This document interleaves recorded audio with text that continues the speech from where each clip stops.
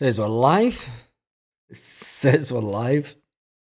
It says we're live, but are we live? Go live. Go live.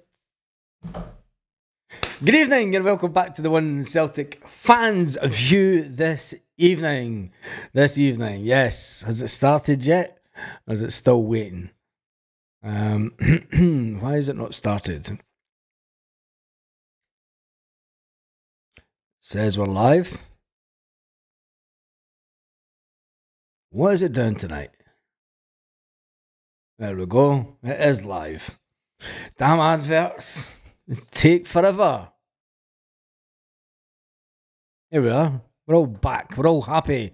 How are you this evening? How are you this evening? There's lots of Celtic news. Lots of Celtic news to get around this tonight. The first one, well, I was going to actually rename the video. I was going to rename the video at the last minute because the Scottish referees are amateurs. Complete amateurs. And that's not me that's saying that. That's not me that's saying that. That is FIFA and UEFA. FIFA and UEFA are saying they will not bring in amateur referees. It's fucking brilliant, this one. Amateur referees to officiate at any tournament, being the World Cup or the Euros that are this summer. And because the Scottish referees are all part-time referees, they do not get to officiate. They do not get to officiate in these big competitions. Scottish referees have been overlooked for 4 international tournaments in a row. 4 international tournaments in a row that Scottish referees have been left in the cold, left in the dark, treated like mushrooms, kept in the dark and fed shit. Because let's face it, that's what they are. And when you look at VAR and the way that VAR is in Scotland, which is just pathetic, and the technology is a cheap version of what VAR should be. And anyway, it's been over 8 years now since a Scottish refereed in a major international tournament. That went to Willie Collum back in Euro 2016. Anyway. Right, let's say hello to everyone. Good evening to everyone that's in the chat before we get right into the Celtic news, because obviously that one about the referees, I was going to rename the video that Scottish referees are amateur, which is the way that FIFA sees it, and UEFA. They're part-time referees, they're not full-time referees, so they will not be allowed to officiate in any tournament. A lot of Catholic countries in Europe, they're sweating who give the penalty to. Anyway, Jim was first up. He said, evening Baz. Lorna says, good evening Baz and everyone, hope you're doing good. I'm doing fine. We're really busy with work, but doing fine. And then Tam Mac was in the house. Lorna reminded me that I was live. Yeah, I pressed the wrong button on one of the screens, and I thought I went live, but then I had to go into the... Anyway, who cares? Who really cares? Says, hey, well, Baz, John Milne's in the house. St Aries is coming in from North London. Simon Ireland's in the house. James Clark's in the house. Gemma's in the house. Evening, Baz. How are you doing tonight? I'm doing good, Gemma. Thanks for asking. I'm doing good. I am doing good. Life is good. Michael Ross is in the house tonight. Behave yourself tonight, Michael, my son. Steve Shaw's in the house. Even Baz, fellow Tims, I hope you had a brilliant day. Yeah, it's been good. The sun was out after we had that downpour last night because they ain't got a clue. Be better with Wayne's. Yeah, Lauren are talking about Scottish ref. They don't want Scottish refs anywhere near the Euros or World Cup. Would you blame them? No, I wouldn't. Part-time refs are full of Hun bastards, says Michael Ross. We know this, Michael, but come on, you're not allowed to swear. It's only me that's allowed to fucking swear on this channel, so get a fucking grip. Michael Bryan says, evening, Tam Mac, and Michael Ross says, hi to Tam. Oh, cheers. And Laura, you're right, Michael. Yes, it has that. Right, let's get talking about some Celtic news, because we've spoken about the referees and the fact that they are amateurs. Yes, the referees are amateurs. When you think about John Beaton, the highlight of John Beaton's career is sort of officiating against Rangers, or for Rangers, and giving them a penalty, and then going to drink in the Crown Bar. The Crown Bar. That's the bar. That's the one he drinks in anyway. Anyway, Celtic have put out a thing today saying that the Foundation Badge Day will honour brother Wilfred, and I think this is important to put out as we look ahead to an exciting end to the season, said Celtic. The Celtic FC Foundation are delighted to confirm that this year's Badge Day will be paid tribute to the man who started everything for Celtic, brother Wilfred. The initiative will take place on Saturday the 18th of May, ahead of the final cringe Premier. I'm going to keep calling it cringe, because it's cringeworthy what's going on in the league just now, with all these teams cutting back tickets and everything. But yeah, anyway, the game against St Mirren is the date for particular significance. It'll be exactly 184 years to the day since our father was born. There we go. 184 years ago, the lad was born that was going to then go on to bring around Celtic. Celtic was born due to the poverty and neglected intolerance of Victorian Glasgow. Wilfred set out with two key objectives: feeding the newcomers who were finding employment difficult. And you remember at that time, they would have signs up in shops and factory: no niggers and no Irish. Yep, no niggers and no Irish. Welcome to Scotland. Oh, how Scotland's changed in the UK. Anyway, from that point, there was a dream to form a football club that would help them meet the needs of their objectives.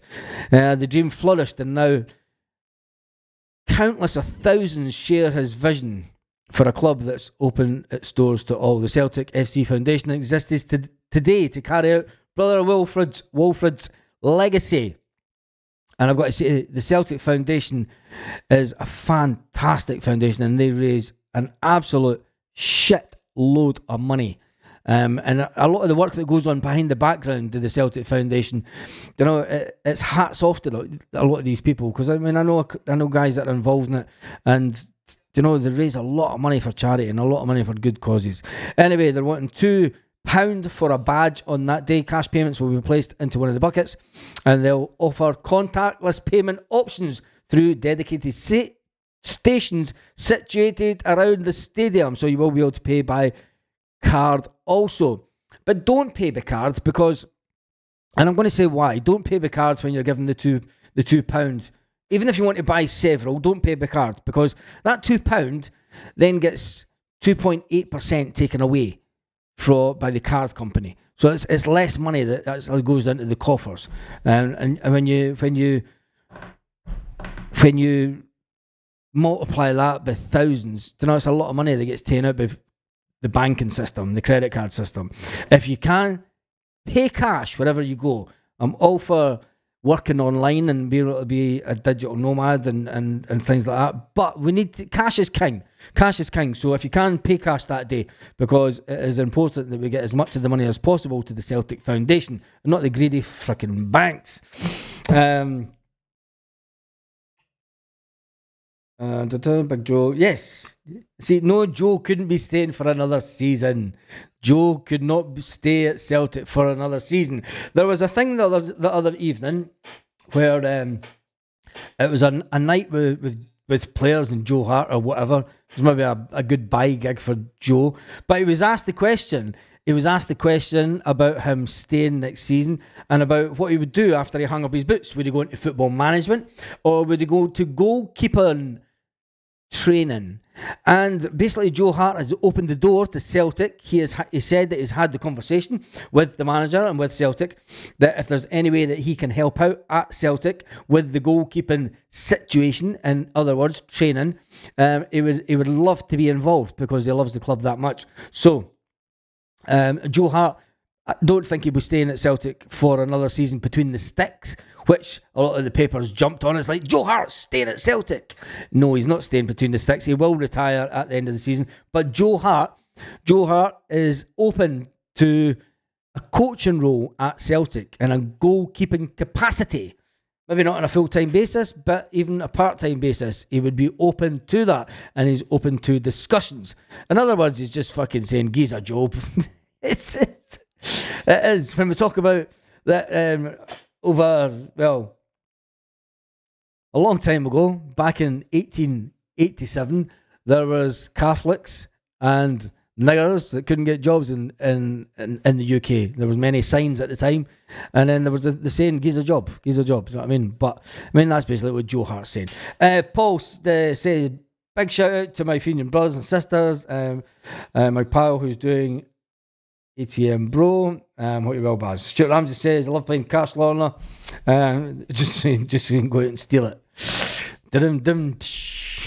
Anyway, Baz. News, please. Tell us more about Glasgow Celtic. Yeah, I will do. Anyway, so that's the big news about Joe Hart. The fact that Joe Hart may be open to staying at Celtic in a coaching capacity.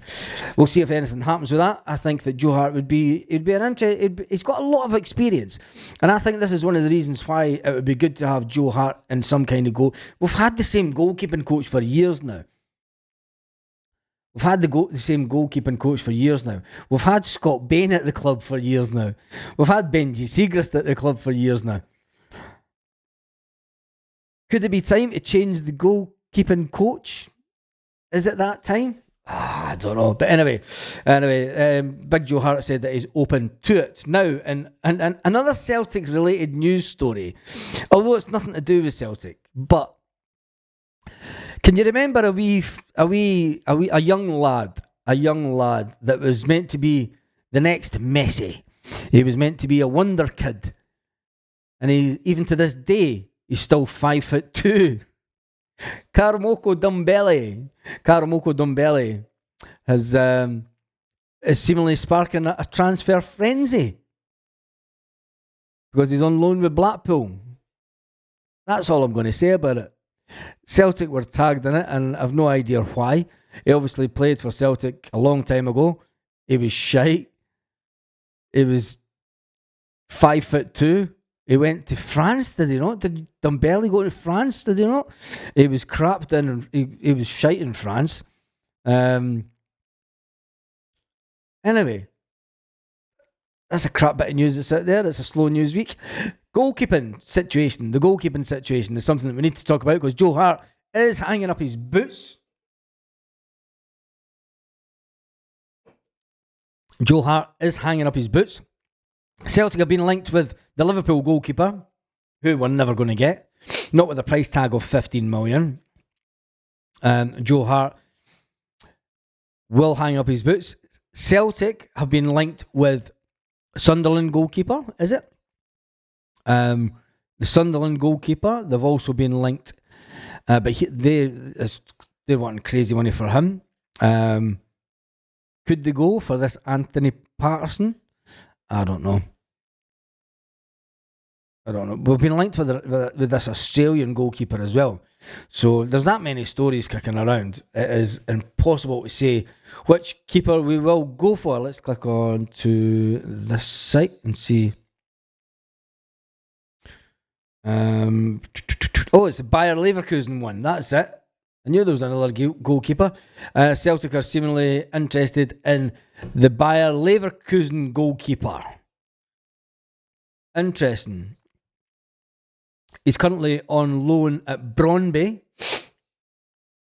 He's 27-year-old. But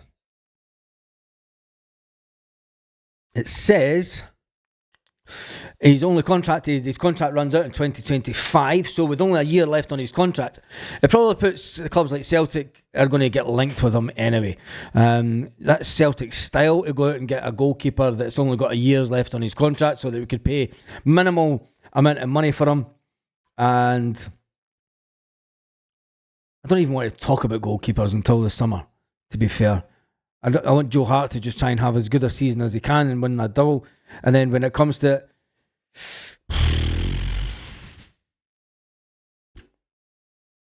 it's going to be Brendan Rodgers is going to try and get the best for his buck. And you know what Celtic are going to do? You know, Brendan Rodgers will have he's A-list goalkeeper, and Celtic will probably give him a Z-list goalkeeper. Anyway, Big Joe could do a job. You think so? Yeah, people said he was good. Let's get back into some of the comments. Anyway, Baz, listen, Joe won't be at Celtic in any way next season, in Paul's opinion. It's like the great Craig White said, Cassius King. Kevin Kimmett says, so he now thinks he's Yosar. Get a keeper first and then worry about it. I think we need to get a keeper. We're going to be linked with some amount of keepers over the next couple of weeks. Going to end up with Bain and goal. Stuart Ramsey. Oh. Stuart. Why? You can't be saying things like that. You cannot be saying things like that. Anyway, let me see if there's not a lot of Celtic news going on today. It's a bit it's one of those weeks where obviously there's been no league football, but there is big breaking news today. We are on 15,962 subscribers, so you haven't subscribed, make sure please do till we get to this 16,000. I want to try and get to it before. Could we get it to the end before this month? There's 7, 8, 9 days or something left, 8 days or something left in the month. Could we do it? Could we get to that 16,000 before then? Probably might do that. Anyway, what other news is kicking around this evening before we go back into the comments section? Have we got a recruitment team, says Michael Ross? No. Hence the reason that there's not a lot of information getting leaked about anything anywhere. Because I don't think that even Celtic can you honestly sit down and target players without a head of recruitment, giving the manager a list of players. I mean, it's either that or the manager's going to have to sit down and watch a hell of a lot of television, because I mean the recruitment team's job is to give the manager's job is to say, right, I want this position filled, and this position. The recruitment staff then give Brendan Rodgers a list of players that they think they could be potentially available at the money that Celtic would currently pay. Now, without a head of recruitment, it could be that it's going to be a long. I don't want us to be one of those stupid summers. I want us to try and get our business done quick. But you know what's going to happen this year? Because we don't have a head of recruitment in place, it's going to put everything back. Anyway, Daniel's coming in from South Africa. Fantastic. I agree, Baz. This goalkeeper talk is just papers. No real news regarding possible income. There's not, Paul. There's nothing. Absolutely nothing. There's no information whatsoever. Anyway, right. The Leverkusen one. I think that's just people just plucking names out of the hat, and the fact that he is on loan. Bayern Leverkusen, will they sell him? Who knows? Scottish referees are amateur. Yes, they are amateur, and that's why they're not getting picked for European tournaments. And they've been snubbed for Euro 2024 due to the fact that they are amateurs and they're not full-time referees. It's been 8 years since a Scottish official refereed in a major tournament, and that was Willie Collum. I think Willie Collum maybe had hair back then, back in Euro 2016, 8 years ago. Unbelievable.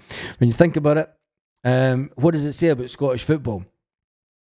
Is it a wake-up call for the SFA to get VAR and everything right? Or is it UEFA and FIFA shouting it out loud and clear and just saying to Scottish referees, you're no good enough. You're not good enough. Because let's face it, Scottish referees are part-time. Most of them are accountants and run businesses and stuff like that, and lawyers and stuff, and part of the lodge. Could Celtic land this guy Patterson that from Sunderland? I don't know. It's another keeper that's been named. Anyway, we're going on in circles here today. You can tell it is a slow news night. I'm only staying on for... Oh, I'm past it. I was only going to stay on for 15 minutes, but we're at 19 minutes and 7 seconds. Let's get some of the comments. before we head off for this evening, because there's only 145 people online, there's not a lot. Paul Baird says, I agree, Baz, the goalkeeping talk is just papers. No real news regarding possible incoming players. I agree with you, Paul.